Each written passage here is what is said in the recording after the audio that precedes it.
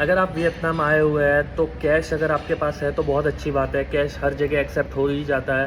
पर और एक ऑप्शन जो है वियतनाम में पेमेंट करने का, वो है क्रेडिट कार्ड के थ्रू। छोटी से छोटी दुकान से लेकर बड़े से बड़े मॉल तक क्रेडिट कार्ड एक्सेप्ट हो जाते हैं। खैर छोटी दुकान में आपको क्रेडिट कार्ड के लिए 3% फ़ी लेंगे वो आपसे, तो आपकी बार्गेनिंग स्किल्स पर निर्भर है कि आप कितने अच्छे से बार्गेन कर सकते हो, और उसके बाद आप 3% जोड़ के वो लेंगे आपसे पैसे। खैर हर दुकान पे मैं नहीं कह रहा, पर मोस्ट ऑफ द शॉप्स पे छोटी छोटी जो है वहाँ पे आप अगर सुवेनियर लेने गए, कपड़े लेने गए और अगर कार्ड से पेमेंट कर रहे हो तो 3% वो आपसे ज़रूर चार्ज करेंगे कार्ड के लिए। पर वीज़ा कार्ड एक्सेप्ट हो जाते हैं, मास्टर कार्ड एक्सेप्ट हो जाते हैं। मैंने मेरा एक्सिस बैंक का क्रेडिट कार्ड बहुत जगह यूज़ किया और मुझे काफ़ी कैशबैक मिलेंगे ही, पर एक कन्वीनियंट वे भी हो जाता है पेमेंट करने के लिए।